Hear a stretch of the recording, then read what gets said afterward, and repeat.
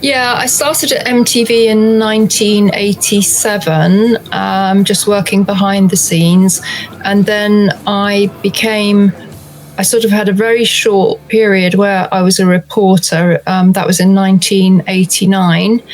And then it switched from, it was called MTV's Metal Hammer. It switched from that to the American format, which was MTV's Headbanger's Ball. And MTV was looking for a host for it. And they said, well, look, you can do it in the meantime while we're looking. And then they never found anybody, and I was carrying on doing it. And in the end, I did go to the executive producer and say, have I got the gig? Because I wasn't getting the same kind of perks as the other VJs, like having hair, makeup, wardrobe allowance, and so on. Unfortunately, I had a few supporters with MTV high up in the hierarchy, and they said, yes, Vanessa, you deserve to be on the same level as all the other VJs. And they kind of helped me get my position more established and more formalized, because as it was, I was just the producer and happened to be presenting the show. But you were after or together with Riki Rachtman and the other guys? Riki Rachtman was on the US version of Headbanger's Ball. Roughly at the same time, kind of running alongside the same kind of timeline as myself. Yeah. But and there were some other hosts before Riki, I think, there in USA. But also I talked to Dee Snider once, and he told me that he started a show, Heavy Metal Mania, that transformed into Headbanger's Ball. You may be right there. Yes, I think that might have been what happened originally in the US. Yeah, in the US. Yeah. You guys met with both teams. I mean, your team and the US team, or no? Yeah, we did.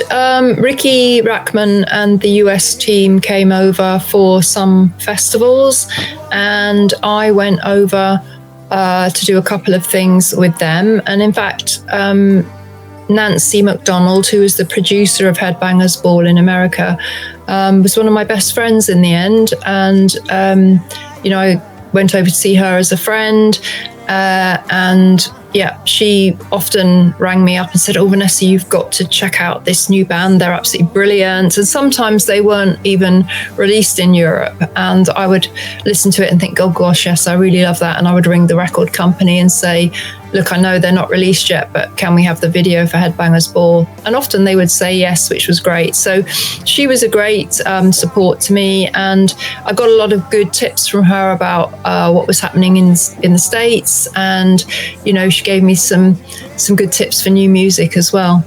Yeah. So you can, probably a lot of bands are thankful because you promoted them, beforehand. Yeah, maybe. We used to get the playlist of MTV Headbanger's Ball from the US every week. And then I would look on that and see what they were playing. And I would think, oh, I haven't heard of that band. And what's this? And then I would ask Nancy about it. So, yeah, there was a lot of crossover between the two shows. I think the main difference was that we did very in-depth interviews, whereas Riki Rachtman, his interview segments were very short, maybe 2 or 3 minutes. And they were kind of, I guess, of the opinion that people weren't interested in the longer, in-depth interviews. But I know that certainly in Europe, the fans really loved to get, a whole show dedicated to their favorite band, or a really in-depth long interview. So it was slightly different in that regard, but I think it was probably more because of,